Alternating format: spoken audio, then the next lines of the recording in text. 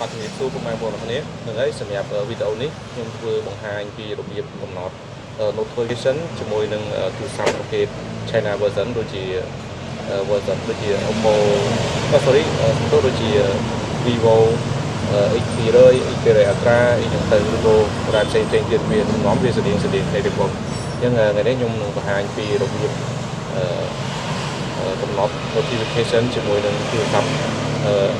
Vivo X200 Ultra អញ្ចឹងនឹងហើយកុំឲ្យខាត់ពេកបងប្អូនអាចទស្សនាវីដេអូនេះបានបងប្អូនបងប្អូនអរគ្នានឹងហើយសម្រាប់ថ្ងៃនេះខ្ញុំមានវីដេអូមួយចង់ចែករំលែកបងប្អូនអរគ្នាពីរបៀបដាក់ notification ទៅលើទូរស័ព្ទប្រភេទ Vivo 3 China version បងអញ្ចឹងនេះ Vivo model X200 Ultra អញ្ចឹងបងប្អូនដែលប្រើ China version បងប្អូនដឹងហើយគឺ China version ពេលដែលយើងទេចេញចូលតាម chat ឬតាម Telegram តាមអីហ្នឹងគឺវាអត់ចូលទេបងប្អូនវាអត់មាន load application ឲ្យទេមានន័យថាអត់លើសំឡេងអត់លើអីទាំងអស់បងប្អូនឈឹងហ្មងអញ្ចឹងសម្រាប់បងប្អូនដែលអត់ទាន់បានដឹងពីរបៀបកំណត់ notification នៅលើទូរស័ព្ទប្រភេទ Vivo មិនថា X200 Ultra X200 Pro ទេបងប្អូនស្តៀងគ្នាទេអញ្ចឹងថ្ងៃនេះខ្ញុំធ្វើវីដេអូមួយចង់បង្ហាញបងប្អូនពីរបៀបកំណត់ notification ទៅលើ chat Telegram ឬក៏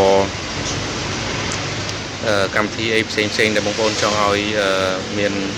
notification អញ្ចឹងបងប្អូនមានថាធ្វើមិនឲ្យយើងតេមកលើសំឡេងអីចឹងទៅហ្នឹងហើយកុំឲ្យខាតពេកអញ្ចឹងខ្ញុំនឹងបង្ហាញពីរបៀបកំណត់ជាមួយនឹងទូរស័ព្ទប្រភេទ China version ហើយនេះទូរស័ព្ទ X200 Ultra បងប្អូនអញ្ចឹងដំបូងមកខាត់ពេកបងប្អូនចូលមកក្នុង setting មក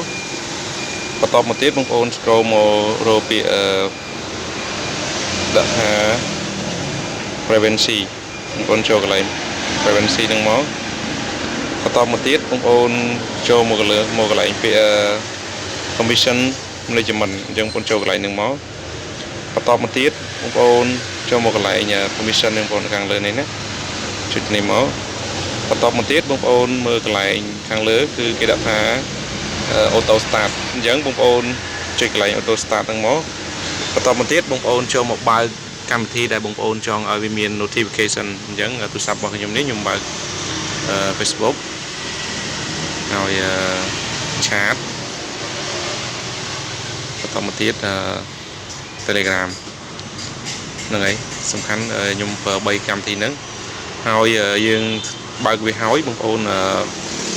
ធ្វើមកក្រោយបន្តមកទៀតបងប្អូនចូលកន្លែង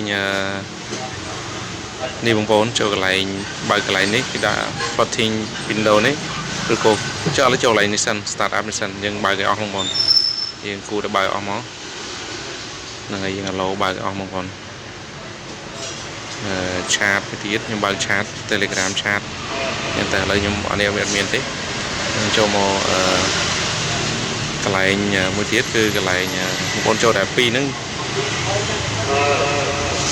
បងប្អូនចូលបើកអស់បងប្អូននឹងយើងមើលមកមាន chat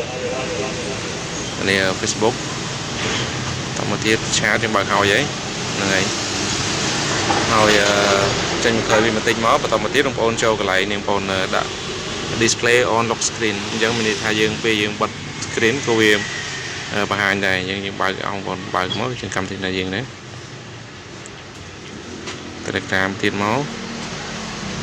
ហ្នឹងហើយសម្រាប់បងប្អូនចង់ឲ្យវា load notification កម្មវិធីមួយណា app មួយណាបងប្អូនអាចធ្វើតាមវីដេអូនេះអញ្ចឹងប៉ុណ្ណឹងហើយបងប្អូនគឺយើងចេះទៀងតេមកគឺវា load notification ធម្មតាឥឡូវចាំមើលខ្ញុំពេលអាប់ទាំងអស់ហើយខ្ញុំសាកតេតែវាដូចនេះខ្ញុំអត់យើងលុបសោនឹងបងយើងខ្ញុំធ្វើការតេសាមើលតែវា load ចូលអត់បងនឹងបងវា load ចូលធម្មតាហ្នឹងហើយអញ្ចឹងវា load notification ធម្មតាដូចទូរស័ព្ទ version global ហ្នឹងហើយបងប្អូនអរគុណសម្រាប់វីដេអូនេះមានតែប៉ុណ្ណេះអរគុណច្រើន